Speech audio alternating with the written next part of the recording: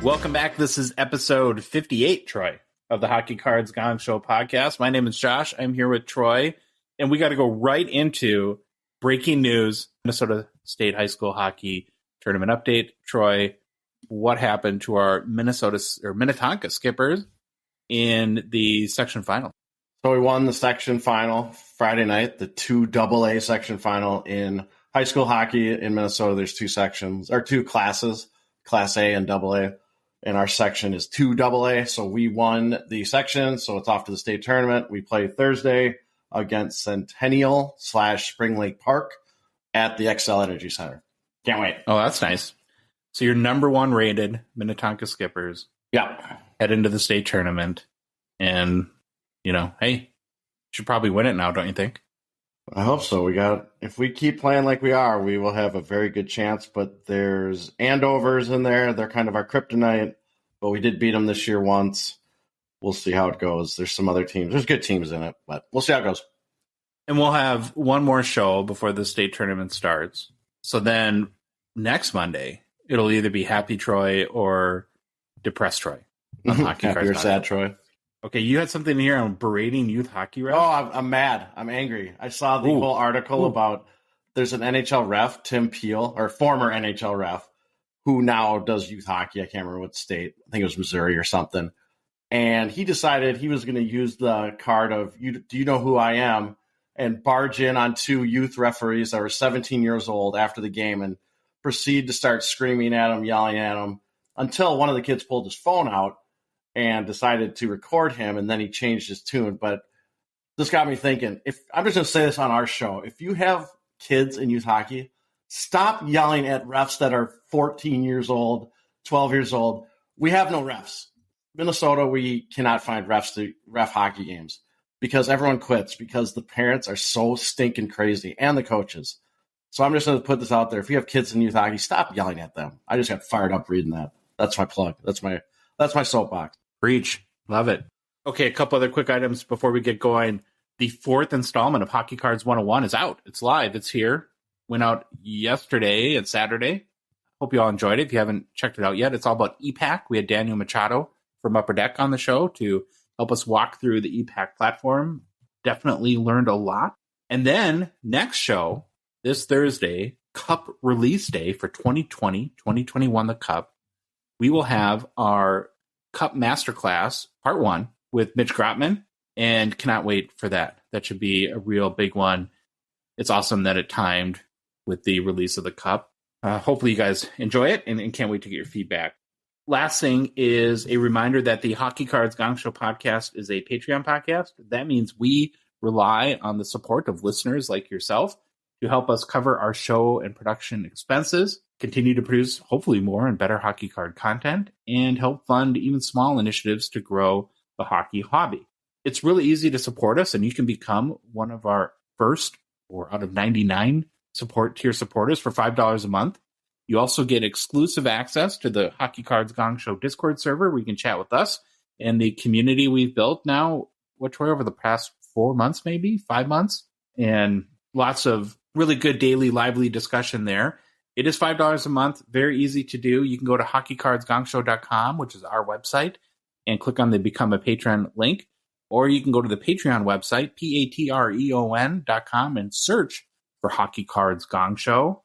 There's also a link in the show description for the podcast app you're listening to us on right now. And finally, in our social media, so on TikTok and Instagram, in our link tree, there is a link there. And we want to give a special shout out and thank you to Blade Visionary, who has become a patron and joined our out of 99 support level tier since the last episode. So thank you very much. We greatly appreciate your support.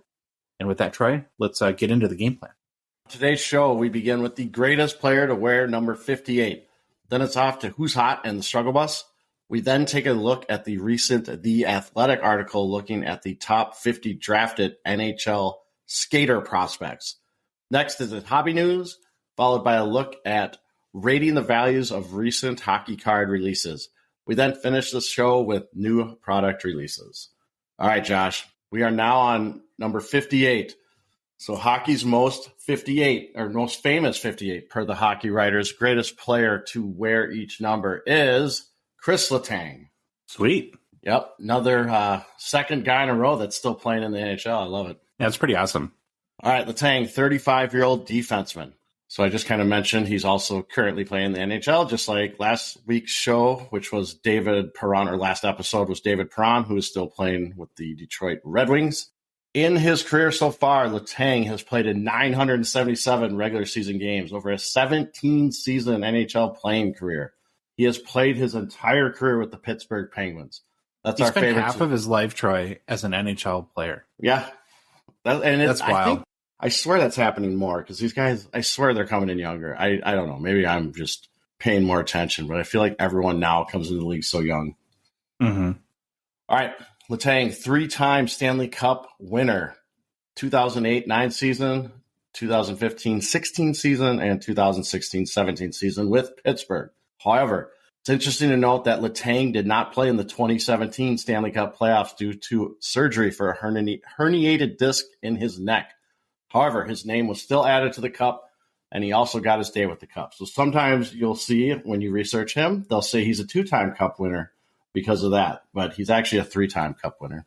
Now, is that like a thing a team votes on, do you think? I don't think so. I think if you're on the roster, you are added to the cup, but there's probably some nuances there. I'm not sure how it really, the complete rule set. Letang was selected to play in the 2008 and 2009 iterations of the NHL Young Stars game, if anyone remembers those. He's been selected to 6 NHL All-Star games. Did you just say no when you said that? Young Star?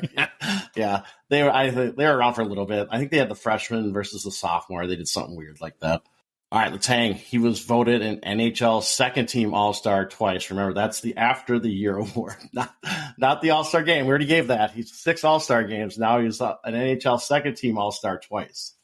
I want to apply for the job in the NHL of helping them sort out all the confusing names that they give things. Like, what is it, the Golden Cup? That I think that's I don't know if that's NHL. The Triple Gold Club, is that Triple Gold Club? Yeah, where I think that's Stanley just Cup made is up, silver. And then all the varying different All-Stars that you can get that are not quite the same, but have the same name. Come on. Yeah, I think you'd be good at that job. All right. Letang finished in the top 10 for the Norris Trophy voting 8 times. Finally, he was member of back-to-back gold medal Canadian teams at the 2006 and 2007 World Junior Championships. So he's not a Triple Gold Club member. He's only got 2 of the 3 legs.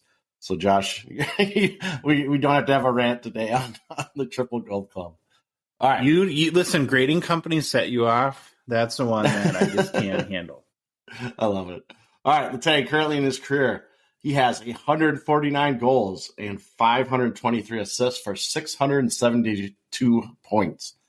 He's made the playoffs in 13 of his 17 NHL seasons, compiling a stat line of 23 goals, 67 assists for 90 points in 149 playoff games. Best season of Letang's career from a point standpoint was his 2021-22 season, when Letang had 10 goals and 58 assists for 68 points in 78 games played.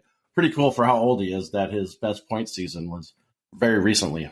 Yeah, he was last year's Erik Karlsson, right? Yep. All right, Letang, he's currently on the first defensive pairing in Pittsburgh. He's partnered with Brian, don't even ask me to say his last name, Dumoulin, I think, and has 5 goals, 17 assists for 22 points in 36 games played.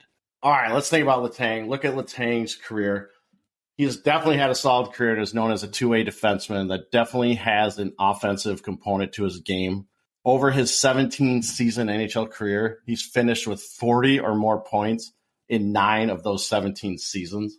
And it's pretty interesting. The Athletic, again, they're doing that top 100 players in the post-expansion era. And Letang on that list was number 98. And I wanted to read this. They kind of said, the quote that really stood out to me, the Penguins aren't the Penguins without Letang. Year in, year out, he's been a consistent presence, whether that's his ability to put up points or to drive play. So he's been a backbone of that team with Crosby forever. And Malkin, are you prepared to say that Crosby would be nothing without Chris Letang? Well, it's interesting. If you start looking at some of the stuff, there's a whole bunch of analysis. Read this article that I just mentioned if you have an athletic subscription where they go into Letang and they kind of mention how Letang really is kind of the glue of that team. But there's also that what you just said. Is it really because Crosby's also out there helping, make things easy? Or is it easier when Letang's in the lineup for Pittsburgh to do better? All right, Letang, we all know he has unfortunately been struck by some very serious health issues. During the 2013-14 season, Letang suffered a stroke, which definitely limited his playing time. As mentioned previously, missed the 2017 Stanley Cup playoffs due to surgery due to a herniated disc in his neck. That doesn't sound good. I don't ever want to experience that. It doesn't sound fun at all. No. And then recently, on November 28th, 2022, Letang suffered his second stroke, but was able to return to the lineup on December 10th of 2022. Obviously scary stuff. Glad he was cleared, but man, at some point, I hope they can figure it out, because having two strokes and playing hockey just doesn't seem like a good mix. But yeah, the medical people have cleared him. And if you remember recently, there was a nice video, Ovi coming over during the pregame skate, checking in on him, saying hi, giving him a hug. And Letang's father also just died recently. So he's had this knee injury, a stroke, and his father dying all within the span of like 3 months. So it's been a rough go this year for Letang. As you do the more research on him, I said it's kind of hard not to root for a guy with all the stuff he had to deal with, especially during this season. Letang is a top defenseman for the Penguins, and from everything you read, he really is the heart and soul of this team. You can kind of see this. The Penguins as a team delayed their return home to Pittsburgh after a road trip, and they all went to Letang's father's funeral, which is a nice touch. That's nice. Yep. And when Sidney Crosby talks about the 2016 Stanley Cup victory and he mentions Letang, he said he was unbelievable the whole playoffs, both sides of the puck. He was just all over the ice, and when he's playing his best, that's how he is. And Crosby goes on to just gush and gush and gush about Letang and how much he means to the Penguins. So I think that's pretty telling when your star captain player is out there just saying how great Letang is and how they need him on the team and all that fun stuff. All right, one more quote from Crosby. I just want to read this. This kind of sums up Letang in a nutshell. He's able to skate. He can move the puck, make a quick first pass if that's what needs to happen. In the offensive zone, he can help with creating offense, getting shots through, holding on to pucks and making plays. Defensively, just being strong, getting a quick stick, breaking up a play, and being able to go the other way. That's a strength of his too. He brings a lot to his different areas of the game, but whether you're on the defensive side and you need to get out of the zone quick, or offensively, there's a play to be made, he can do everything. That's about as big a compliment as you can get from your captain. So that kind of wraps. Yeah, go ahead. Oh, good. I was just going to ask. So if you're in Montreal and you're drinking Tang, is it Letang? Tang's like, isn't that an astronaut drink or something they created? Is it a thing anymore? Where do you rank that joke in my Gongshow joke history? It's got to be the worst. I will say I absolutely loved Tang as a kid. That's the powder one, right? Sorry, was coughing. That was the powder one, right? Yeah, it was the powder, like the orange powder. And yeah, I like that too. Great stuff. And there's a drink that was created. Well, we're going on a tangent. So I lived in Des Moines, Iowa for a while. And there was a drink created at a bar. I can't remember the bar, but it was called the Tangermeister. And it was Jägermeister and Tang mixed. It was fantastic. I loved it. But I actually does not sound good. Oh, it's so good. But I think it was actually created in Des Moines, if I remember right. I'll have to look that up. Fun fact. Do we have to set up now for your press conference apologizing to when I apologize, someone tells me, it was made in Florida or something. All right, back to Letang. All right, Letang, fun facts. We got to get to fun facts. These are good. During the 2016 NHL playoffs, Letang became the fourth player in NHL history to score a point on all 4 game-winning goals during a Stanley Cup final. Fascinating, and I love that stat. That's an awesome one. Yep, I love that. Letang holds the Pittsburgh Penguins team record for most games played, goals, assists, power play goals, and points for a defenseman. This is for a defenseman, all those that I just read. So don't email me saying, Crosby got this. No, this is for a defenseman. He holds most games played, goals, assists, power play goals, and points for a defenseman for the Pittsburgh Penguins. Mm-hmm. Longevity. All right. Rookie card.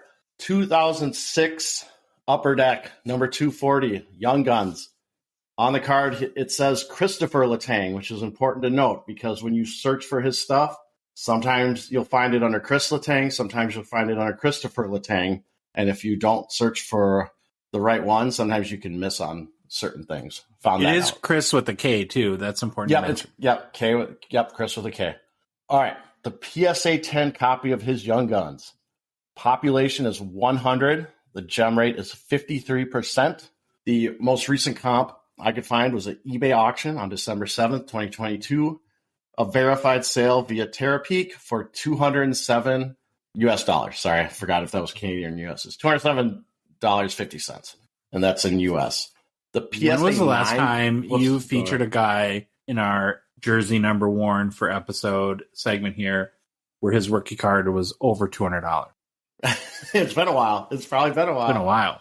All right, the PSA 9 copy of this card, population 72, goes around $85. There was a recent eBay buy it now on February 6th of this year. So just give you a little flavor there. And then the BGS 9.5 copy, there's 120 pop count, gem rate 80%.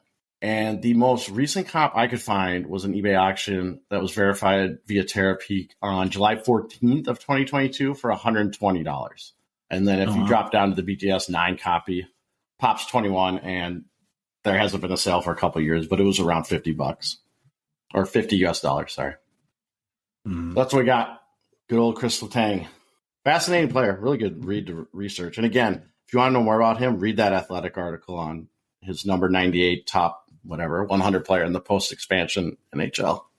I'm just so happy these are getting better, and it's more interesting guys to hear about. So, and I would assume they're only going to keep getting better and better as the numbers go up. Well, we can do a quick preview. What's next? Number 59. I don't even know who number 59 is. Oh, it's a good one. Okay, good. Okay, let's move on, Troy, to Who's Hot and the Struggle Bus. As always, we'll start with Who's Hot. First guy here, I believe this is his first time appearing in the Who's Hot segment. So welcome Dylan Larkin to our little show. And the 26-year-old Detroit forward has had a huge couple of weeks, Troy. Past 5 games played, 6 goals, 5 assists, 11 points. Not bad. For the season, he's at 22 goals, 34 assists for 56 points and 54 games played. Of course, this isn't a math show, as we know, but that is a little bit better than a point per game. A little bit. Just a little bit. He's pacing for 33 goals, 85 points this season, which would both be career highs by a smidge. He did have a 32-goal, 71-point season in 2018, at least from a goals perspective. Larkin leads the Red Wings in goals, assists, and then, of course, points. Right now, he's centering Detroit's top line with Tyler Bertuzzi and Dominic Kubalik. From a hockey card perspective, he's a 2015 Young Gun. PSA 10 pop 587 with 53% gem rate. Last sold Troy for $110 US on February 17th. It's up 36% in the past month. So people appreciating, it looks like, the season that Dylan Larkin is having. Still, though, not quite a 40-goal kind of pace, which, as we know, per the Gongshow rules, is one of the markers we look for. All right, next guy, Noah Dobson, in Who's Hot. The young, I think he's 22, right? Isles defenseman has been filling up the score sheet a little bit as of late. In his last 7 games played, he has 1 goal, 7 assists. That's 8 points. Tied for the lead over the past 2 weeks with Erik Karlsson for most points by a defenseman in the NHL. On the season, Dobson has 11 goals, 24 assists for 35 points and 55 games played. Pretty much pacing even with last year from a point production perspective. The 3 Ps, I guess. With the 52-point pace. Goal scoring, of course, has been an issue for the Isles this year, so I'm sure that that's hurt his assist total a little bit. He was one of these guys that was, I remember this past summer's, a number of people trying to gobble up a little bit. When we looked at like what players were hot, you saw a lot of run on his 2019 Young Guns prior to the season. I think there was like a couple of weeks during breaks where it seemed like he was a hot guy to get. So, and I think from that perspective, given that he hasn't really jumped to the next level, that's probably been a little bit disappointing. And again, referencing our Gongshow rules that you can see on hockeycardsgongshow.com, where we're building our set of rules for investing in players. He's never at any point in his hockey career, whether it be in the pros or amateur, scored 20 goals in a season. So he may be one of these point-producing defensemen unless he somehow finds the goal-scoring touch, but I don't think he'll ever be what you'd consider a goal-scoring defense. And I always think like 20 goals is kind of the mark of that. Do you agree with that? For a defenseman? Yes. Yeah, I would say definitely got to get above 20. I mentioned earlier, Dobson. I was waiting for the Mo, like not 7 goals. Oh, I thought you were going to throw in a Mo Sider jab. Well, I probably would have gone for you mean career? Then Mo Sider's got a chance. Actually, Mo Sider's been on fire. Yeah, we've talked about him enough. Now he's like, screw you guys. Watch what I can do, and now he's going to shove it right in our face. So we gotta stop talking about Mo. Yeah, I got a bunch of his cards, so I'm happy about that. Dobson is a 2019 Young Gun I mentioned earlier. His PSA 10 popped 99 with a 49% gem rate, last sold for $77 US. It is down about 33%, Troy, since the start of the season.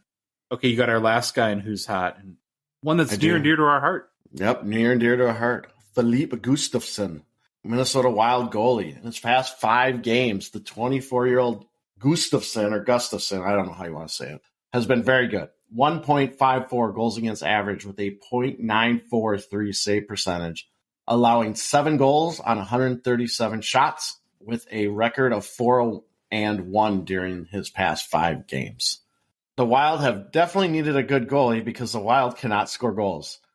No. If you have watched the Wild, it has been just painful. How long would you say? Like a month? 2 months? I mean, this has been coming up on. It's more than a week, I'll tell you that much. On the season, Gustafsson is a very respectable 2.12 goals against average and a .928 save percentage in 24 games played. So if you look at the Wild right now, obviously we have Flower. Flower is kind of a disaster when he gets in the net. We've said it before. He just seems like he's panicked, doesn't know what's going on, looking all over. And now the rumblings are kind of starting. Should Gustafsson take over the starting role?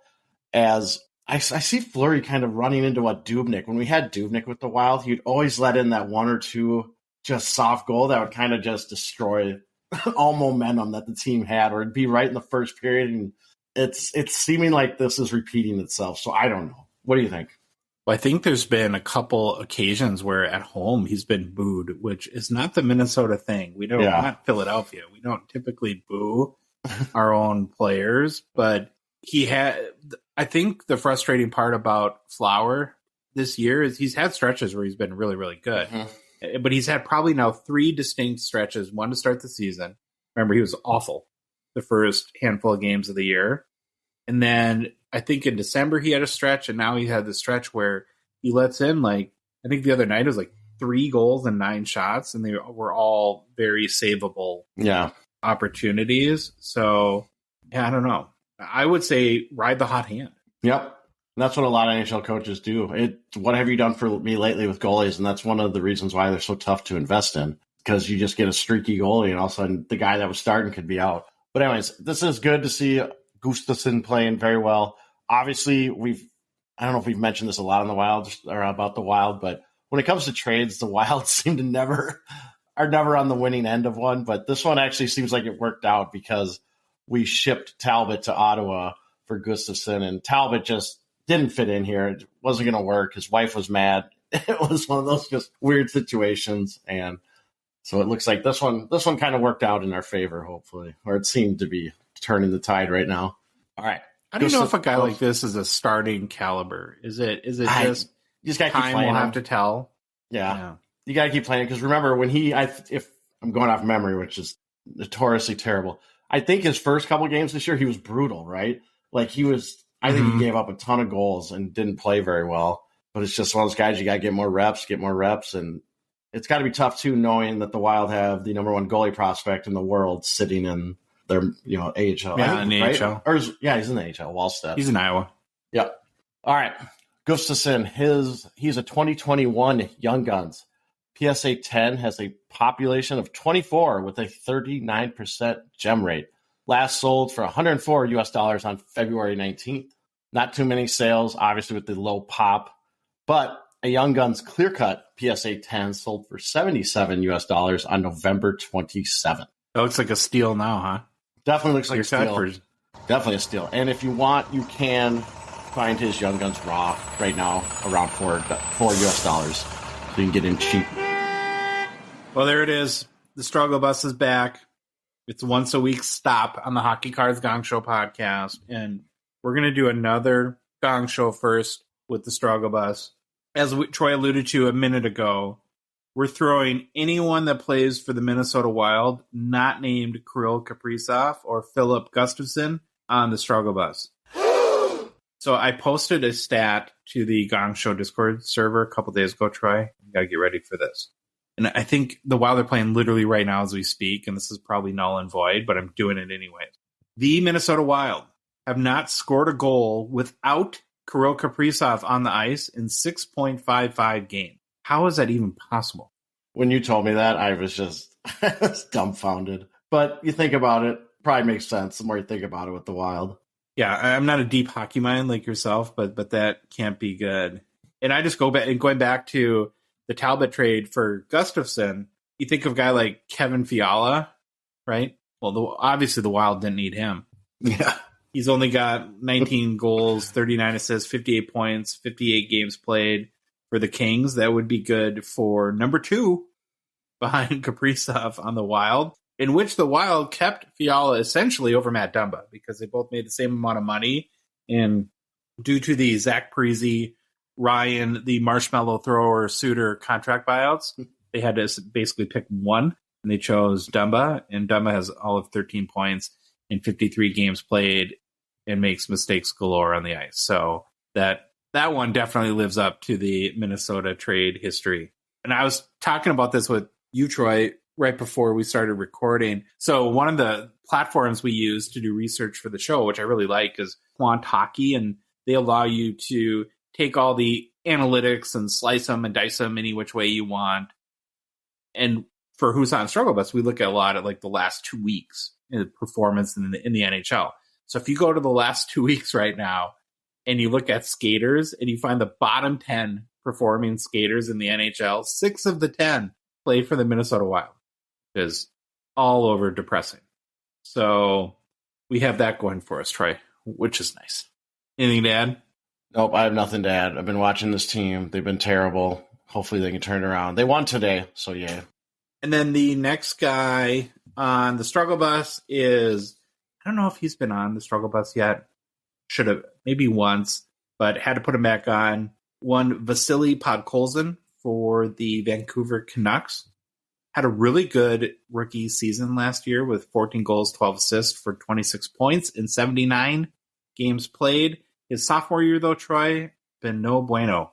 To the point where he was demoted to the AHL after a really rough start, I think going pointless in 16 games or something like that. And this has been splitting time between the AHL and Canucks this year. He was recalled recently with the regime change from Bruce Boudreau to Rick Tocchet, and kind of still hasn't produced much. And he's got, I think, 1 point in his last 5 games, giving him 1 goal, 3 assists for 4 points in 21 games played this year.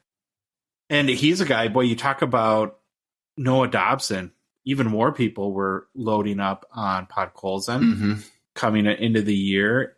And once again, it's like, and I was one of them a little bit too, so I'm just as guilty as everyone else here. But going back to our Gong Show rules and looking at goal scoring and looking at the pedigree in goal scoring, when I looked him up on Quant Hockey yesterday or today, whatever it was, he hasn't even been close to half of a goal per game average, Troy, in his career. Like, not even close. Probably his best is 0.25 or something like that.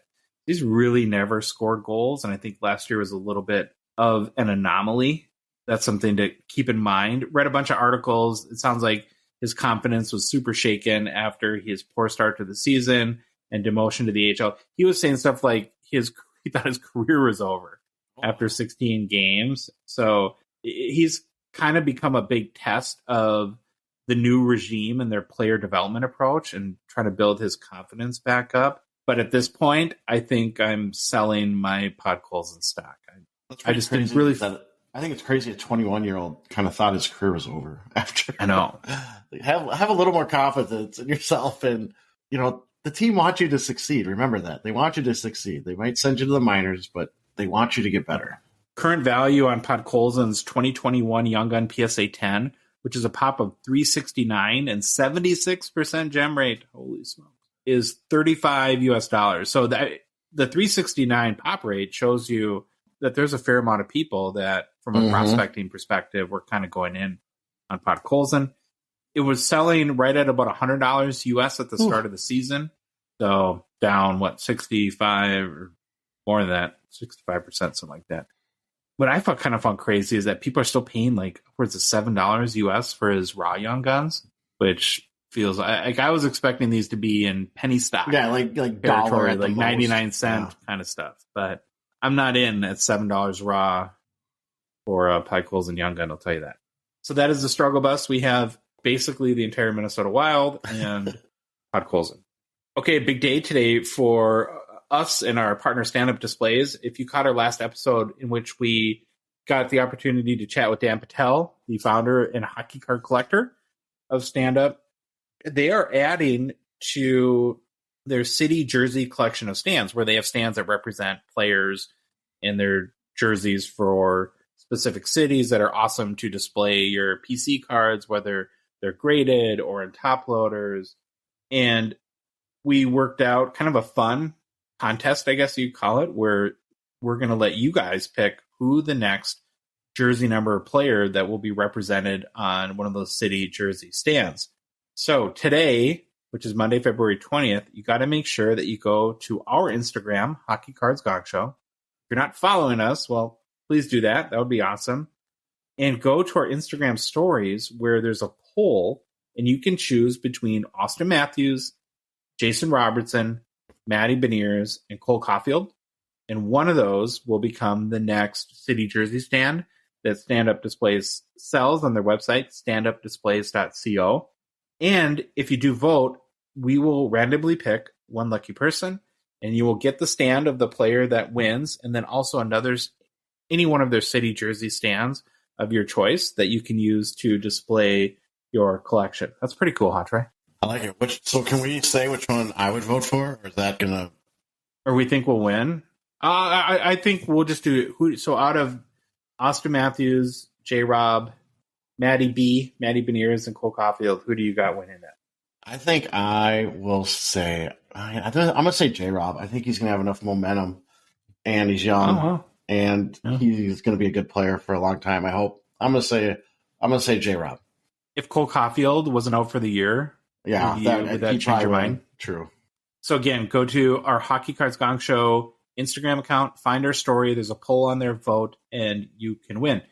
Also, remember that Stand Up Displays does custom stands through either their direct print or they have an injection molded one too. So if you want for your breaking business or your eBay sales store or just to kind of build your Instagram brand, you can get your stands from them too at standupdisplays.co. And if you use a code Gongshow, you save 10%. Okay, Troy, I'm excited about this one. I love these Scott Wheeler prospect breakdowns. And you went to work on the latest top 50 drafted, which is the keyword, right? Skater prospect. Yes, I did some deep reading, I guess. That's about all I did. I read the article, so good for me. But no, wanted to look at Scott Wheeler's top 50 drafted skaters prospects breakdown. So remember that. Skaters, no goalies. I think that article comes out tomorrow or the next day. So again, if you have an athletic subscription, check it out. It's fantastic. Scott Wheeler is awesome. He publishes his annual list of top 50 drafted skaters. He's done this for the past 6 years, but it's important to remember these are players that are already drafted, so no Connor Bedard. So we don't want any angry emails that we left him off or Wheeler left him off. But we thought it would be a really fun idea to look at this article and give a quick overview. I think, too, now's a good time because the whole Connor Bedard mania is only going to pick up more and more. Yeah. And it's going to be hard to focus probably on anything else. Yeah, for sure. Right? And so now let's look at, here's some other guys that could really make a big impact in the NHL next year that we should have on our prospecting radars. And that's kind of why we want to do this. We want to get names in front of the listeners. Some of these names we've probably mentioned all of them at some point, but we just want to get another update on this. Now, remember, again, some of these players have played in the NHL, some haven't. Wheeler did this same exact breakdown in July of 2022. And again, like I said, this is his 6th year doing it. But it's nice to also see how players have moved up and moved down the rankings. I always find that kind of fascinating. And I wanted to give his criteria, again, just so we're all on the same page. Here's his criteria to be included on this list of the top 50 drafted skaters prospects. You have to be under 23 years old. Okay? That's number one. Yeah. And he goes into why. I'm not going to read all that. We'd be here forever. You cannot be a full-time NHL player. He fully admits this is arbitrary, but he's like, this is where I trust my judgment. Or if you're not a rostered NHL player, you're likely to bounce between levels, and it's just kind of something he uses because he wants this to be a prospect. He doesn't want you to be full-time playing in the NHL because then it's kind of a moot point. And then his third criteria is either be signed to an NHL contract or selected in the entry draft without the expiration of either of those rights. Players who are signed to AHL contracts are not considered. Now, before we get into the names, I thought this was fun. It's not really a fun fact. It's just facts. The Wild and the Blue Jackets lead the way with 4 ranked prospects apiece on the list. 7 teams don't have any prospect on the list, so apologies to the Golden Knights, Washington Capitals, Panthers, Islanders, Penguins, Lightning, and Avalanche fans. You have no one. Well, I just got so much more interested knowing that our Minnesota Wild are leading the way here. Let's do this. They are leading the way now. Remember, there's 50 names on this thing. We'd be here for 5 hours if I tried to go over this whole thing. So it could be already, but yeah. Yeah. I'm going to go over the top 5 and then a couple like who moved the highest, who dropped the lowest. So the number 1 prospect is now Logan Cooley. And actually, that makes me very happy. He's an Arizona Coyotes draft pick, selected number 3 in 2022, I believe. 18 years old. But we get to watch Cooley a lot because he is on the Golden Gophers. And we know he makes very good choices. We do know he makes great choices. Cooley, I just wrote Cooley special. I just watched, they played, I can't remember, Penn State, I think, this weekend, if I remember right. But yeah. Cooley had 5 points in the second period of one of the games. I mean, he is something else. So what Wheeler kind of gives, let's give a little recap. Cooley is a beautiful, flowing skater capable of beating defenders. This is like an art piece.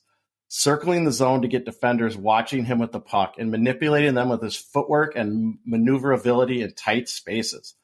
He's got an uncanny ability to sidestep and hop around oncoming players at speed. I'm just imagining someone going full speed and then hopping around someone. That's kind of an interesting sight. I'm getting emotional listening. I am getting emotional. He can stick handle in a phone booth. I love that. He's a playmaker who at times can try to force things too much, and that is where he gets into trouble.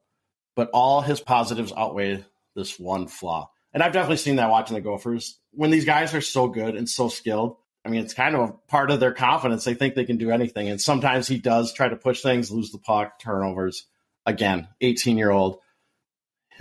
He's got to be a good candidate after this upcoming Big Ten and NCAA season to maybe end up playing some in the spring for the Coyotes. Yep. He's more than likely a one and done. I don't think he's coming back. And if he does play and he's on NHL jersey on the ice, then that would line up for a Series 1 2023 Young Gun, I'm guessing. They're not going to put him in extended. Yeah, I got to start saving up for my high gloss of him. There you go. All right. Get glossy. Yeah, get glossy. The number 2 ranked prospect on the list. Oh, boy, Luke Hughes. It's one of the Hugheses. Of the 800 Hugheses that are on this show, we got one of them, Luke Hughes. Wait, so he's Jack Quinn's brother? Yeah, there we go. Of course. No. Oh, I forgot to say about Cooley, too. He's a center. I forgot to put that in there. Yeah. All right, Luke Hughes, left-handed defenseman, 19 years old, drafted by the New Jersey Devils with the number 4 pick in the 2021 NHL draft. And I just put, personally, I feel like we've been hearing about Luke Hughes forever. I feel like his name has been around for a long time. And I don't know if that's just because we've been doing the show and he's one of those top prospects, but I feel like I've heard about him forever. I do too, but I don't feel like we've heard anything about him specific, though. It's always just the name comes up. Yeah, like high level. But so if we look at Luke Hughes, What Wheeler has to say is Hughes is a true star prospect and a breath of fresh air to watch. His ability to steer and influence play defensively has come a long way, and he makes transporting pucks and making opposing players miss with twists, spins, head and shoulder fakes look too easy and effortless. He's going to be a neutral zone monster, and his game in the other two zones has really begun to refine nicely. Does neutral zone monster scare you? Like that terminology I thought was unique. Yeah, well, it just makes me think that he won't, have any hockey card value based on that, because who cares about that? Other than if they're your team and they help you win. Yeah, that's it's obviously a great skill to have. You got to be a two-way player. And he definitely has like an offensive component. They've seen his skill and everything. I actually don't know what his current stats are at Michigan right now. I should have looked it up, but I will. Well, last year he had, I don't know what he's had this year, but in the 2021-22 season, he had 17 goals, 22 assists. That's 39 points in 41 games played. So he's almost a half a goal per game guy. Yeah. So I would say if you can keep that up. Well, actually, I found it. Okay, so he's got this year 31 games played, 9 goals, 27 assists for 36 points. So 10 fewer games so far. Goals about 8 shorter or 8 less. So hopefully the goals can get up a little bit because once again, we get into these assist machines and they come up, especially if you're a D. Sometimes the value just doesn't hold. All right, number 3 prospect, David Jiricek. Right-handed defenseman, 18 years old for the Columbus Blue Jackets. He was the number 6 pick in the 2022 draft. So per Wheeler, and this is a guy I didn't hear about. I didn't know a lot about. Jiricek has some extremely desirable attributes, marked by a booming point shot, strong, athletic 6'3" frame, and a commanding on-ice presence. Staunch man-to-man in-zone defender.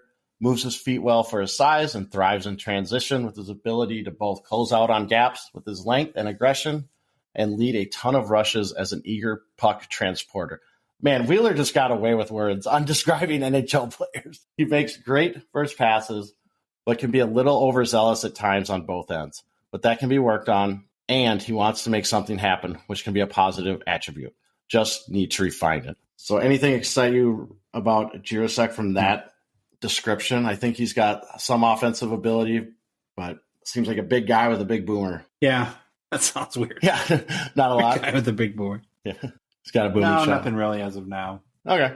All right, number 4 on the list, Simone Nemecek, right-handed defenseman, 18 years old, New Jersey Devils. He was the number 2 pick in the 2022 draft. This is one of those guys that snuck up and I think went a little higher than we thought he would. So when we look at Nemecek, he's a calculated and poised 3-zone defender who is capable of organizing play from the top of the zone, executing through seams and coverage at a high level, and starting and leading his fair share of rushes. Great edges, 4-way mobility, which he uses to manipulate and steer play through intelligent routes on and off the puck.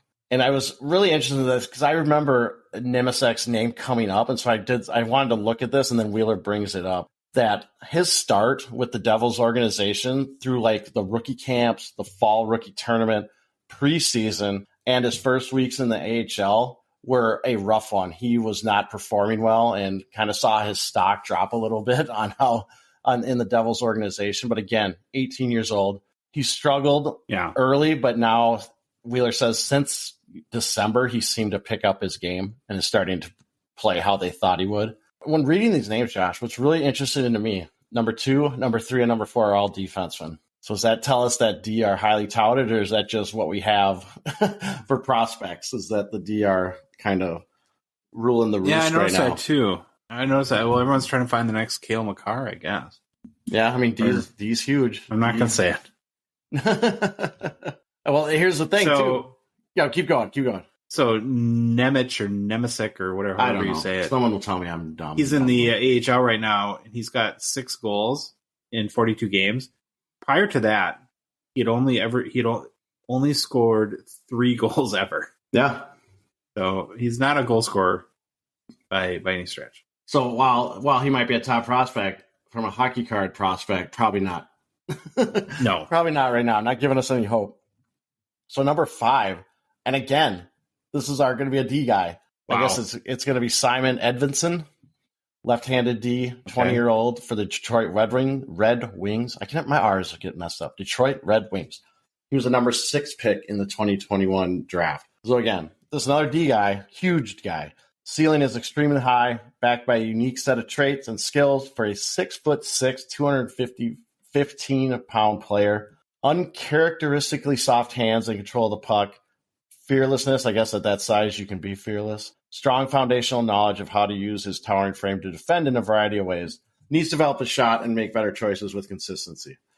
Again, another defense. So it's kind of interesting. 4 of the top 5 guys, defensive prospects. And I'm not sure how many of these I'm actually kind of excited about, except obviously Logan Cooley I'm super excited about.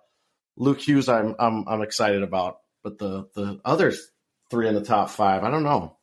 Kind of want to see. Well, Luke Hughes is a goal scorer. Yeah, this Simon Edvinsson has scored this year in 39 games in the AHL, 4 goals. He does have 22 points, so he's about just a little over a half a point per game guy. But before anyone gets all over us about goal scoring and defensemen, just look at all the top NHL defensive point producers that don't score goals. Their cards are worth nothing. Yep. Like Roman Josi is an amazing player. He had 95 points last year, and nobody cares. Yep. And so I think I'm kind of doing an on-air production meeting. I think what I'm going to do too, I think I'm going to go through this list again and do it from a top prospects for hockey card values. So I think I'm going to look at more forwards. Yeah. I think that'd be a good look too. And then that's smart. When the goalie article comes out, I'll look at that one too. Okay. So that was the top 5. So now I thought it'd be interesting to see what players have jumped the most and dropped the most in the rankings. This to me, since he did this last time in July of 2022. So the top 3 gainers, and this does not include people that are just brand new to the list, obviously, because they're brand new. They didn't move. At number 9 was Logan. I love this last name, Stankoven. He's a forward, 19-year-old with the Dallas Stars. He jumped up a whopping 29 spots since the last rankings, being named CHL's Player of the Year in his post-draft season after he scored 62 goals and 135 points in 76 regular season and playoff games. As the Kamloops captain, I need to figure out what a Kamloop is. I love it. He's a bulldog, can protect the puck, strong release, can break defensemen down, and is great at faceoff. So this guy, immediately, he's on my radar. Awesome name, can score, named CHL Player of the Year. Remember, Logan Stankoven, Dallas Stars prospect. Well, good thing he's good at hockey with that last name. Yeah. I'll throw that in right off the bat.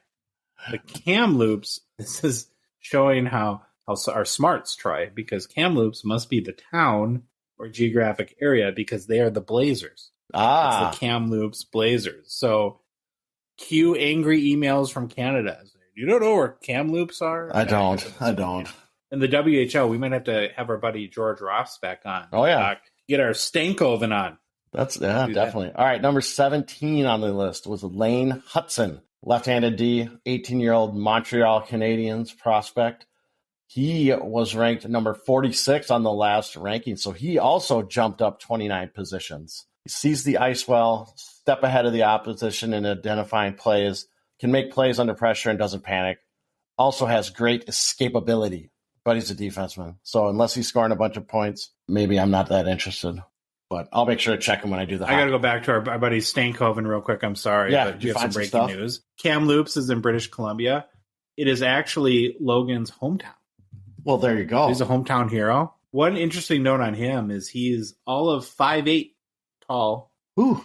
And 170 pounds. So he's a little guy like Cole Caulfield. Okay, so I wanted to look up Lane Hutson real quick. He's a Boston University player in the NCAA. 29 games played, 10 goals, 28 assists. So there might be something there. Yeah. All right, number 11 on the list was Cutter Gauthier. Does that seem right? I think that's how you say it. Gauthier, something A? Yep, something A. 18-year-old Philadelphia Flyers prospect. He jumped up a whopping 24 spots. So he's a strong skater with speed, quick catch and release, and can put the puck in the net. I'm in. That's all I want to hear. Some guy that can score a bunch of goals.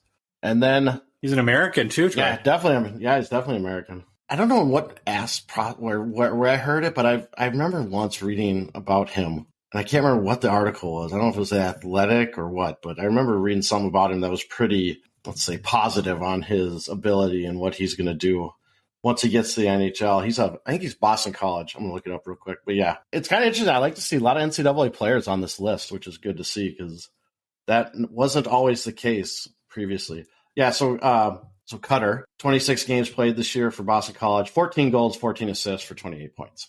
I'll take that. Yep. And then I got just quick, we're not gonna read these guys, but just to let, if anyone was curious, the top 3 droppers, I don't know a good term for them. I didn't want to call them the top 3 losers, but there's a Jonathan and crazy Finnish last name. It looks like it's Lekkerimäki. He's a right winger for the Canucks. He dropped a whopping 27 spots. Not good. Had a terrible summer, World Juniors, and now is done for the season with a foot injury.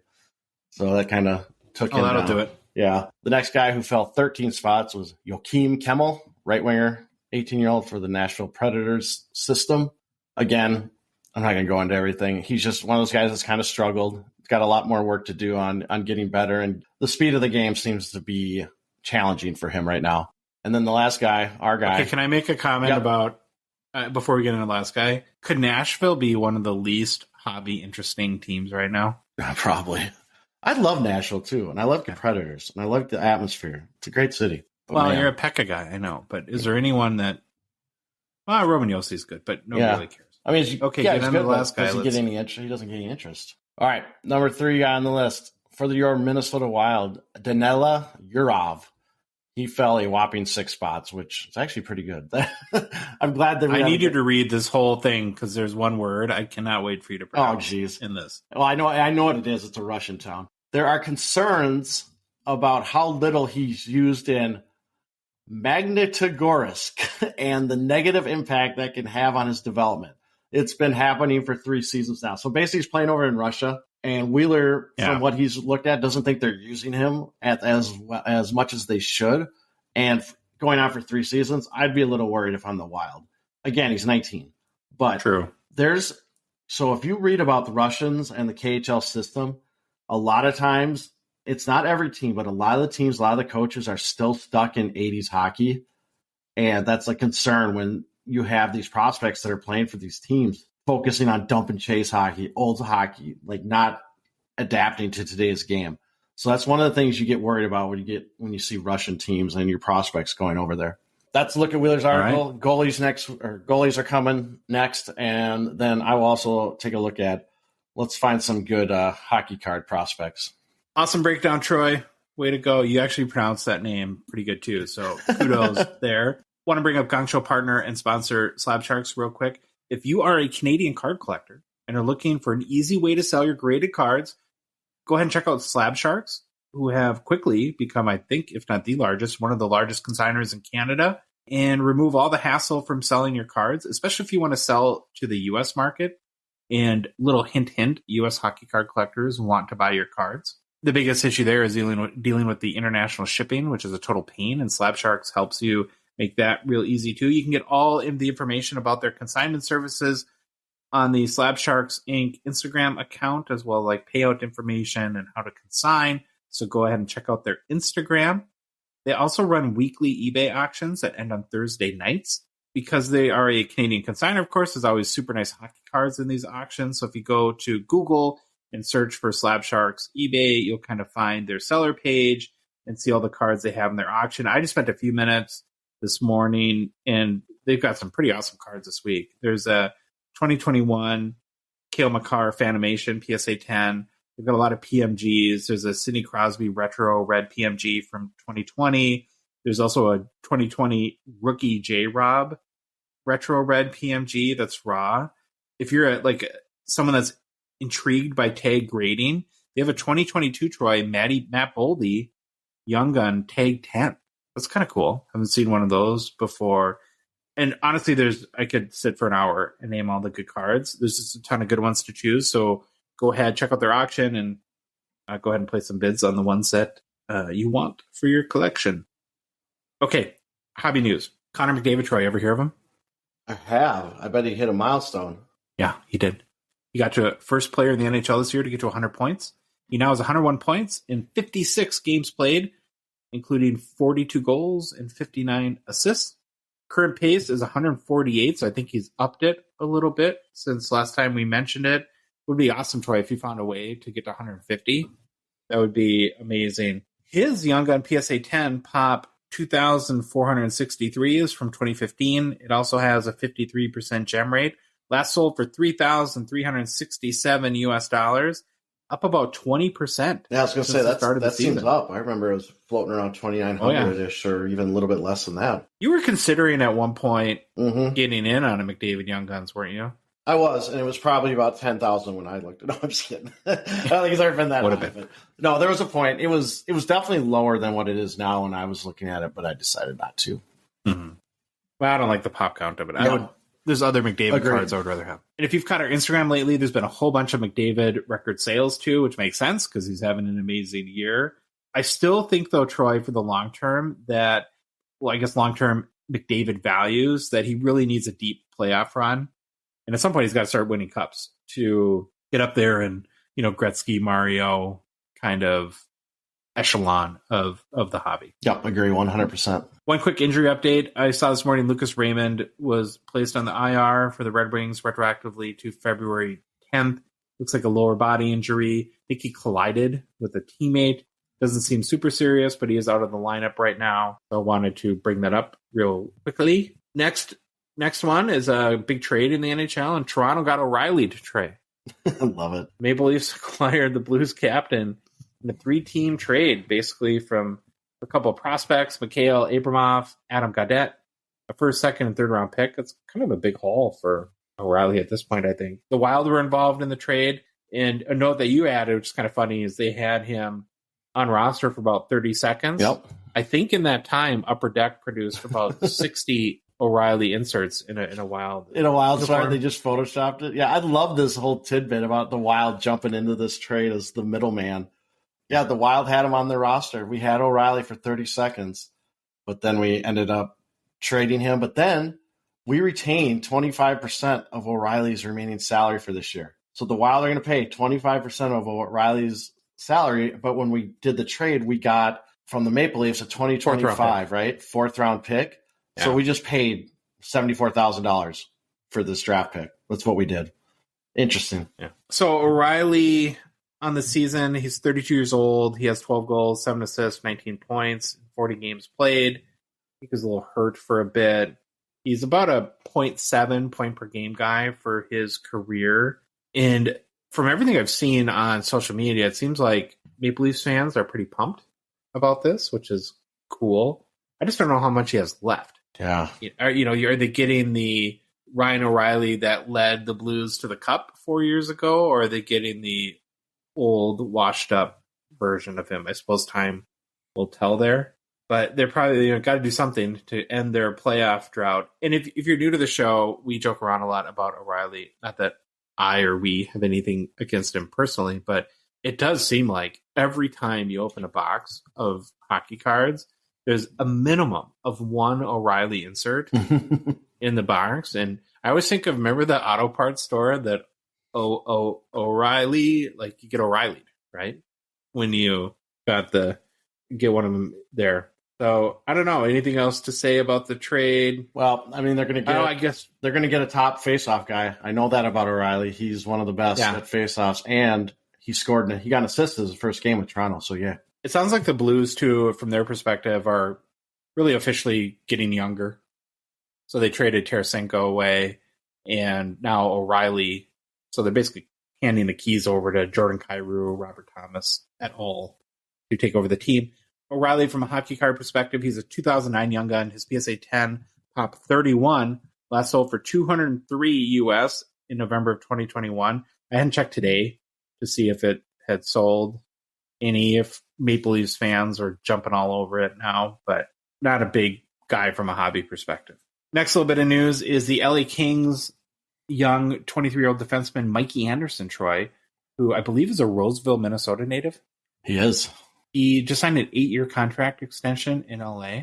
Not much of a point producer. I think he's more of like the shutdown defender type, but his 2020 Young Gun PSA 10 pop 15 with only 26 graded, last sold for $40 US. So if you're a Kings fan, I'm sure you're pretty happy about Mikey Anderson being on your blue line for a long time. Last bit of hobby news, Stadium Series game last night. Did you catch it at all? I didn't. I watched the college game that Ohio State and Michigan, if I remember right. There was one of those Stadium Series games, but I didn't catch the NHL one what was I doing last night? Tending to the wife who had knee surgery and was in a lot of pain last night because she had a nerve block, and that finally wore off yesterday. So it was not a good night. So I had to take care of her and make sure everything was going Nurse well there. Troy. Yep, Nurse Troy. It was a really cool event. The NHL did a great job. The one thing I'll say is I don't love they use a lot of like drone shots while they're playing, and you just got to stop that. Yeah, you can't really see anything.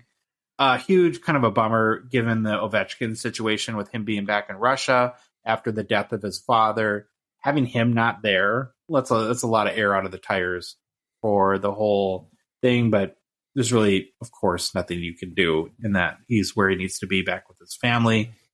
Other than the fact that Carolina pretty much controlled the game and one-handedly, the uniforms were awesome. Loved them. Loved the Carolina where the really bold colors, just two-tone black and bright red. They use huge, like exaggerated numbers. They had decals, like big decals, almost like a football helmet, they look like. And then on the Capital side, they have a real big kind of exaggerated eagle on the front that expands out into the arms of the jersey, kind of look like an eagle's wings spread. They had the stars going down the side of their Breezers tray, which I'm a big sucker for that. Like, it's me. Oh, and I guess the reason why I bring all this up is when I see stuff like this and these special uniforms and jerseys that come out, I know that the NHL sells a lot in the short term, but I think of, well, what hockey cards could you have a year or two down the road, like a Svechnikov or Sebastian Aho? And again, going back to the Ovi side of this, him not there and in that uniform, we're probably not going to see a cool insert of that, which stinks. It was still a fun event. It looks like the city of Raleigh really embraced it. And did you know, too, that at the end of games, I don't know if it's just when they win or if they lose, that the whole Carolina team goes around the face-off circle and they basically do a skull chant with the crowd. Oh, they do the skull chant. Like the Vikings do. I know a lot of teams do the center ice, put your stick up, salute the fans. But I didn't know they did a skull chant. That's cool. So that's hobby news. Okay, another segment that I was kind of really excited to do is wanted to go back, and I was thinking about with the Cup coming out and all the new hockey releases that have come out really since almost the start of the season. I sort of went back to early fall, and just, we don't talk about Wax a lot. We don't talk about, I guess, all the releases in the context of each other and compare them a lot. And so we went back basically to 2020 Clear Cut, which came out the last day of August, through Synergy, which was the last release essentially before the Cup comes out, and go through and kind of break them down real quick and give a little value rating, a Gongshow value rating on Wax. That's something new. So we will start with 2020 Clear Cut. That was released, like I said, on August 31st. The top sale to this point, Troy, is a Connor McDavid Exquisite Rookie Auto to 25 that went for $3,700 US. So that's a pretty big sale. The current box cost is about $110 US if you bought it today. When it came out, it was $140 US, so it's come down about $30 since then. I looked at secondary market sales. So since it's come out, there's been 2,410 cards sold on secondary markets. Now, here's kind of an interesting stat, right? So when you look at, we talk about Clear Cut being a very high risk, high reward product. I looked at, well, how many, and it's a one card box, right? So this one's really easy. Mm-hmm. How many cards have sold over $110? And it's $379. So you compare that to the 2,410 secondary market sales, really only, 15% of those are break even or better on the box, or 16%. I also looked at sales under 50 US, Troy, and of the 2,410 sales, 1,684 have been for under $50. So in, 65% or something close to that of the time, you're losing more than half your value on a box. Seems about right. We've opened Clear Cut, and I just... Plenty. Let me ask a question on that McDavid, that exquisite rookie auto. That was a card printed right in the last year or two. That's not like a throw. They didn't. Yeah, it's a tribute. It's a 2020. It's a tribute. That's all you need to say. McDavid. I know the tributes now that you said that. Okay. It does get a little confusing in that regard. In general, though, like we keep saying, it's a very high risk, high reward product. Mm-hmm. If you're a gambler, because you can hit a big card. You can get a $2 card or a $4,000 card. The card designs in general are awesome, right? It's nothing. I don't have any issue with the cards. I'm not a huge fan of the champs cards in them. No, most of the subsets within Clear Cat, I really, really like. You get lots of autos, and what it kind of comes down to is it's just a huge checklist. Yes. So you're going to make money if you get Austin Matthews, Kaprizov, McDavid, Sidney Crosby, Ovechkin, but you're going to get way more often a Liam Foudy type card. And so I gave this one, Troy, and this is where I'm really curious. You got to agree, disagree, or with me on these. A Gongshow Value Rating of 3 out of 10 for 2020 Clear. I would agree with that. I'm curious what I am leaning towards. I want to see with the new price point at $99, right, for pre-orders. I think that rating goes up. Oh yeah, for 2021, that could very well be the case. But yeah, maybe the checklist will be a little smaller. Yeah, 3 out of 10, I can definitely live with for this one, and that seems about right, just from what we've done in your analysis. Then the next release was 2021 Artifacts, which came out on September 28th. Top sale so far is a Trevor Zegras Black Auto out of 5 PSA 10 that went for $975 US. Total secondary market sales to this point, right? This is interesting. 11,719 cards have sold on the secondary market. So here I try to find sales at 100 US or greater. And of the 11,719 sales, 442 have been for $100 or greater. So a vast majority of these cards sell for under $100. Total sales of 2021 Artifacts for $50 US or greater is 1,177. So about 10% of the cards that have sold have been for over 50. Current hobby box price, this is down to about $90 US, Troy. On David Adams. Wow. It came out at 140 US. So it's down pretty significantly if you're a 2021 Artifacts guy or want a Cole Caulfield or love that rookie class. This might be one to go get. Kind of breaking it down a little bit further. There's 32 cards per hobby box. I think it's 8 card packs, 4 cards per pack. There's one thing that's always great about Artifacts is there's a good mix between memorabilia, auto, bounty, serial number cards per box. The high end is limited, like we've seen so far. Out of 11,000 sales, 975 US is the top sale. But there is a good rookie class in 2021, so you've got a decent chance to hit a pretty good card. And I think now at $90, it's much more attractive from an ROI perspective. So I would give this one actually a value rating of 6 out of 10. At 140, it would be much lower. Yeah, I saw your rating when you were reading in 6 out of 10. I thought that was too high, but then I saw the $90 and I'm in. Like, I might order a box. The next release was 2022 Series 1. That came out November 10th, which was during the Toronto Fall Expo.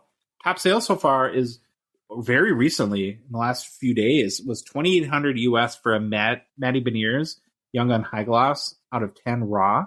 It's next to impossible with Upper Deck products to get the total card sold because there's lots of sets that have Upper Deck. You have to think of what search terms can you use. Mm-hmm. So I try to look at sales for more of the subsets within it. And so Young Guns, all variations, so far 12,820 sales. For population count, 828 total sales. The high sale there is a Matty Beniers population count 10, which went for $900 US on December 8th.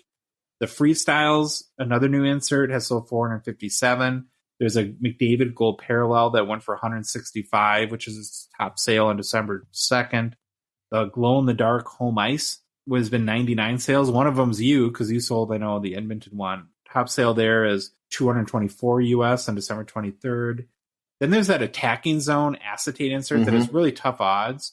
There's been 156 sales. Top sale is 201 US for a J-Rob on November 10th. And then finally Dazzler's 659 sales and $128 US for a Matty Beniers Blue Dazzler PSA 10 on January 22nd. So sales have been pretty strong. I think, for Series 1 so far. Current box is about 100 US. That's pretty much what it came out at. So price hasn't moved at all. And I guess breaking it down, there's a decent Young Guns checklist. You have Matty Beniers, Owen Power, Matt Boldy, Ken Johnson, Jack Quinn, Pyotr Kochetkov. The insert quality is really good. I think from a Upper Deck really, really stepped up its game. You got a couple of great new inserts, population count, and I really like freestyles. Then you have the low gem rate factor, though, and I think that hurts the ripping value, but then also helps the long-term value of some of these cards and keeping, especially the Young Gun, values high where you're not going to have pop counts that spin out of control. Current gem rate overall on 2022 Series 1 tries 31%. And that's with 3,309 cards graded.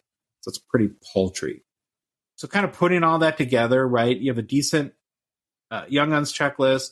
You have some kind of cool new inserts, and especially population count, which people really chase.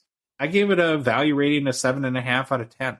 This is my favorite release so far this year, by far. It's the one I enjoy. So would you up your rating a little bit? I'm either 8 or 9. To me, it's okay. I mean, it would be nice if the price would come down, $10-15, but I'm fine with where it's at. I loved the product. I loved even just the pictures on the cards. I love everything about this Series 1 product. By far, my favorite release so far this year, and the one I've had the most fun with. Yeah, I love it. I think they did great. Okay, the next release was on December 14th. It was 2021 SP Game Used. Top sale so far is a Brad Marchand Lake Tahoe Game Puck 101 that sold for $1,150 in US on January 7th. Current hobby box price is $130 US. The MSRP was $180 at release. What did we didn't pay $180, did we, when it came out? No, I want to say $149.99. I thought, but I could be wrong. Maybe $150, something like that. That's what I thought it was. Been a healthy secondary market sales, about 8,000 secondary market sales, and about 500 of those are at 130 or more. I think there's 6 cards in a box. So again, I try to find out, to get one card that pays for the box, it looks like 500 out of 8,000. So it's a pretty small percentage. That's about 6%, 6.5%, something like that. Biggest issue that I have with SP Game Used, and this is my least favorite release of the year, is that too few of the memorabilia, which is a very memorabilia-driven product, are actually game used. We say this all the time, but I wish Upper Deck would take the name literally in this case. I am surprised, though, Troy, overall, how many secondary market sales there are, but like I said, about 6% are really at box cost or higher. So you would need, of the 6 cards, 2 or 3 decent cards to break even, which I think is a pretty tough road to hoe. $130 is okay, I think, from a price point. I give this one a value rating of 5 out of 10. Yeah, I might be like 4 out of 10. And again, it was funny when you said it was my least favorite, and I was thinking, well, I just gave my favorite release was Series 1, and then you read this one, I'm like, oh, and this is probably my least favorite too. And I just checked, $180 a box is what we paid. Wow. So at that price, no, not good value. What the heck were we thinking? I don't know. Probably have videos for our social media. The next release was January 11th, and that was Skybox Metal Universe Hockey. Top sale so far is a Austin Matthews base green PMG out of 10 raw that sold for $4,650 US on February 3rd. Current hobby box cost is $135 US, so down a touch from where it released at $150, I believe. There's been 270 secondary market sales over $135 US, with 7 sales of those sales over $1,000. So you get more cards in Skybox other than Series 1. 15 packs, 7 cards a pack, so it's 105 cards a box. Skybox is very insert-driven and parallel-driven, right? That's where the money is. So on the PMGs, on Jambalaya or Platinum Portraits, some of the tough chases there. It's also a product that Upper Deck, and I think in a good way, tends to get a little weird and try stuff with a lot of their inserts. There was sort of the much poked at the cheddar. I love the cheddar release in this. I love the cheddar. I'm a cheddar fan. Really? I think they're fun. I'm not saying they're going to be valuable or anything, but I think they're cool. My kid liked them, so they're fun. To me, that's fun.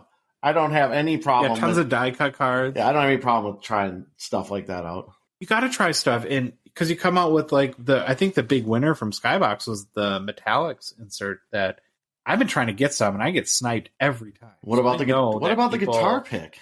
Oh yeah, you like that more than me. I do, yes, but I will agree with you 100%. The Metallics, really cool looking. And at $135, I think it's a pretty good value. This is the only set that we've covered so far, and really up to the cup, where you can get a card that pays for a car, right? If you hit the right gold, retro, PMG, it ain't happening in Artifacts. There's nothing in Artifacts that's going to get you $20,000, $30,000, $40,000 for any card. So, there's a huge upside potential with Metal Universe, and for that reason, that it's got a decent amount of cards, it's got the PMGs, it's got some really cool inserts. I gave it a value rating of 8 out of 10.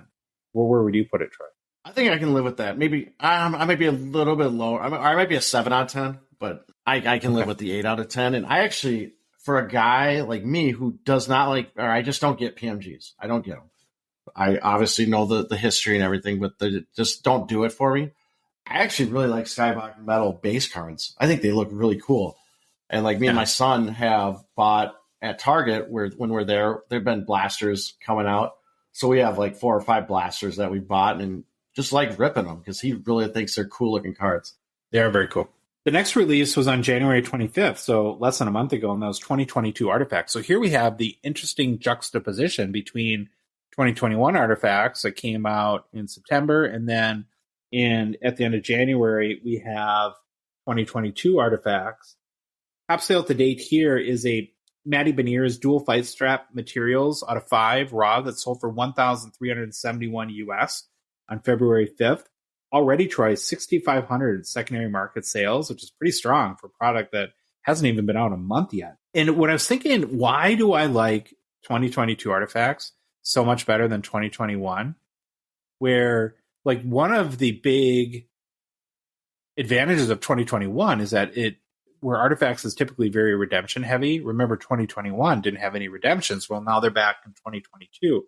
And I think I kind of figured it out, at least for myself. It's because the release of the 2022 Artifacts, so the set we're talking about right now, is actually timed where it should be within the NHL season, where this is really the first opportunity for the 2022 rookie class to get, in a lot of cases, autos, because there's really not autos in MVP or in Series 1. There's a tiny amount kind of sprinkled in here or there. And then memorabilia.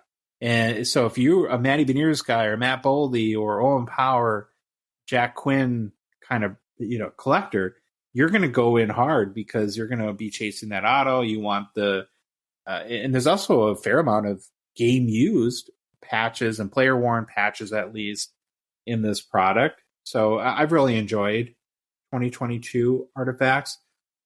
Current hobby box price is $140. That's where it came out. So it's $5 more than 2021 at this point. You also have a kind of cool Aztec cards. I like the Orem bounty cards in 2022 as well. So I gave this one, Troy, an 8.5 out of 10, my highest rating.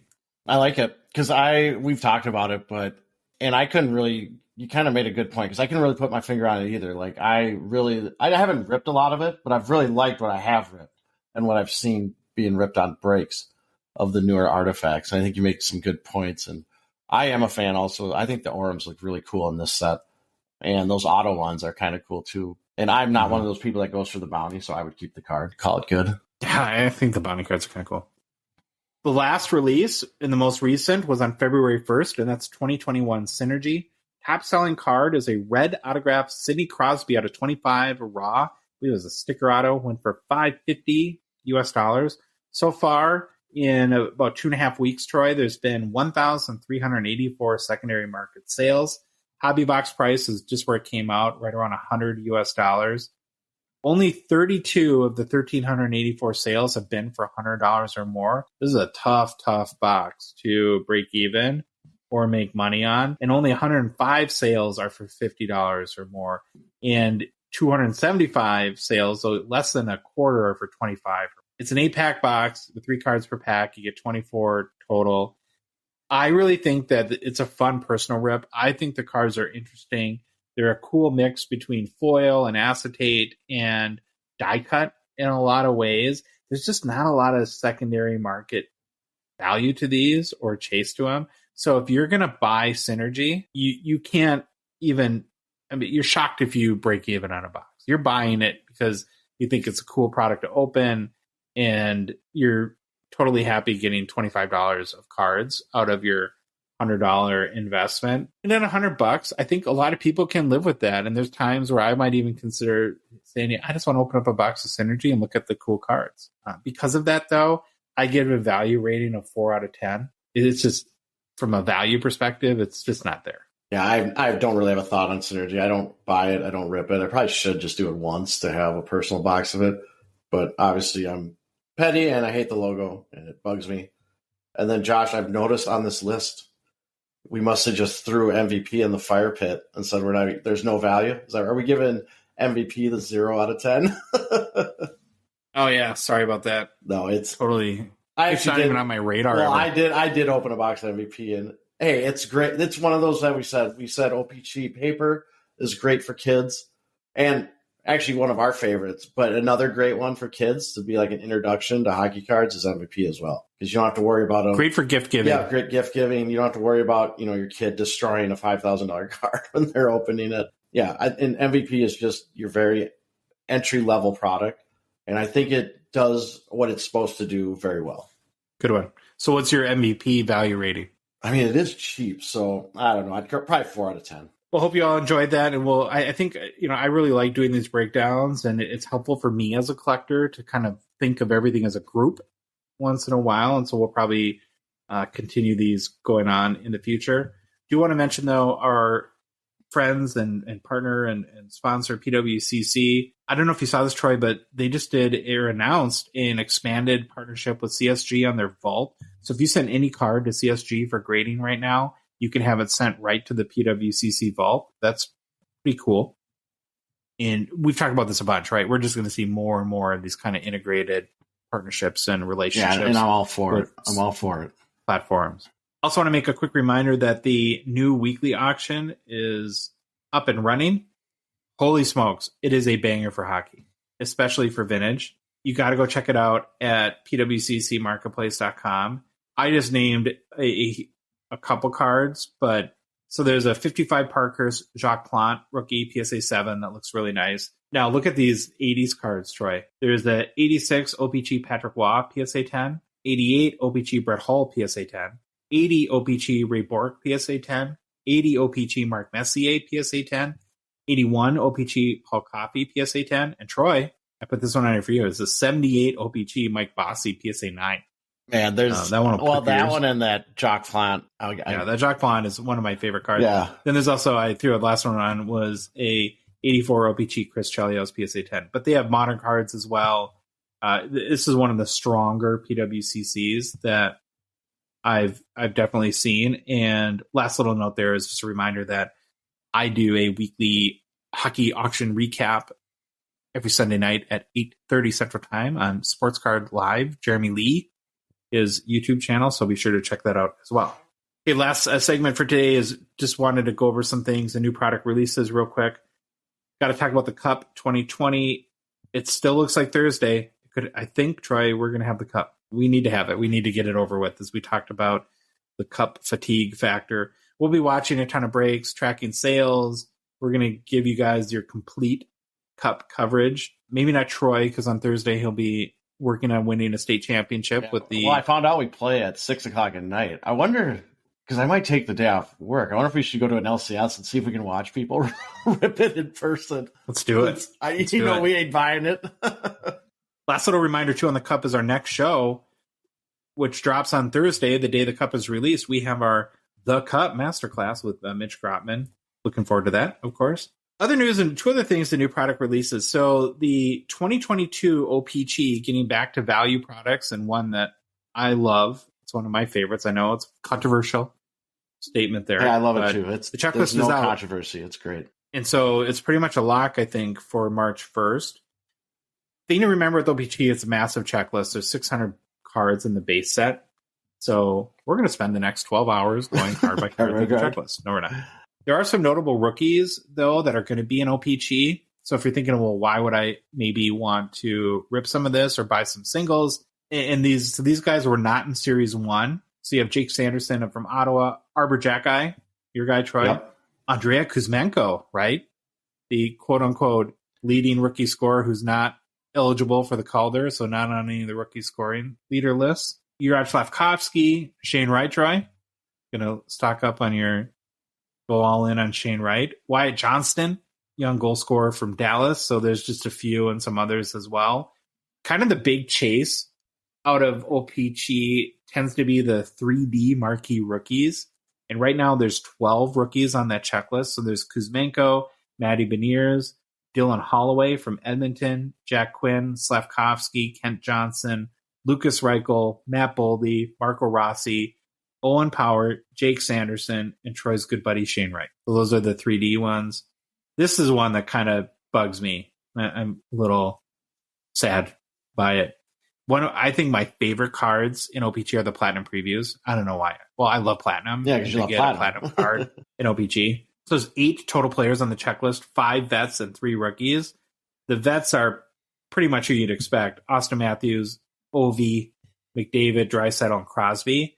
Then the rookies is a total head scratcher, right? There's Matt Boldy, which fine, right? Matt Boldy, I get it. But then it's Marco Rossi from the Wild, which I appreciate as a Wild fan, but I'm sure that the hobby is like, what? And then Dylan Guenther. So there's no Beniers, there's no Owen Power, there's no Kent Johnson. Dylan Guenther, really? Yeah, I think the Beniers choice. Is the big miss, I think. I can live with Boldy and Rossi because those were the 2 guys we saw Upper Deck pushing them with Series 1. And again, I don't know how, I mean, these sets are built a year ahead probably, long time ago. Trying to figure out. But yes, I wish the Beniers would be in there. Then the other subset that a lot of people like and typically don't have a lot of value, but I just think are super cool are the playing cards that you get out of O-Pee-Chee. And they kind of go from like aces are the best players and kings and all the way down to 2s, right? So the kings, not the LA Kings, but the king playing cards are McKinnon, Makar, Patrick Kane, which is a little bit of a head scratcher, and Leon Draisaitl. And then the aces are Crosby, Ovechkin, McDavid, and Matthews. So they kind of shafted Kaprizov. He was a king last year. Now he's down to a queen. Got moved to the Queens. I wonder if was Kane not a king last year? I don't think there's any way. Yeah, I wonder if when's the love affair going to end? Yeah, that's what I want. Chicago market, maybe. I don't know. Yeah, maybe. Like if you notice on every single one of Upper Deck's set like sell sheets or promo sheets, and I don't know if it's because it's the patch factor and that Chicago has the most ridiculous patches, but there's always a Patrick Kane card.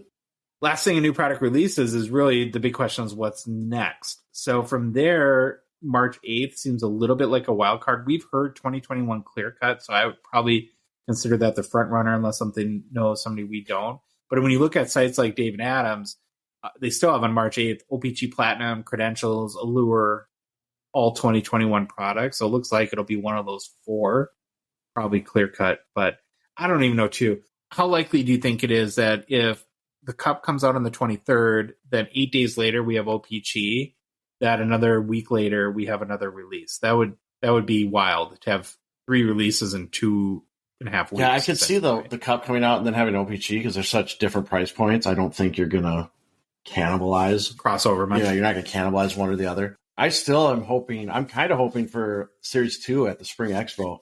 Because I really, really liked how Series 1 came out when we were at the Fall Expo in Toronto. And that was fun. I hope they're planning for it to come out at the Spring Expo. Maybe not.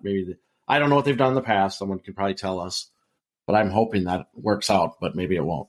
Well, that's our show for Monday. If you like the episode, please leave a rating or review on Apple, Spotify, or whatever podcast app you listen to us on. If you love the show, and how could you not, and you want to support us and chat with us on the regular on the Hockey Cards Gongshow Discord server, please consider a $5 a month donation. Join our out of 99 support level tier on Patreon. Become one of the first 99 supporters of our show. You can find a link to Patreon on the hockeycardsgongshow.com website. Go to the Patreon website and search for, and that's at patreon.com, and search for Hockey Cards Gongshow. In the link, or there's a link in the show description for whatever podcast app you're listening to us on now, or in our link tree, which is in our Instagram or TikTok profile. If you're not following us on social media, follow us on Instagram, Facebook, TikTok, Twitter, and YouTube. Troy, the Hockey Cards Gongshow podcast is a production of Dollar Box Ventures, LLC. We will see you all on Thursday with the Cup Masterclass. Go Skippers.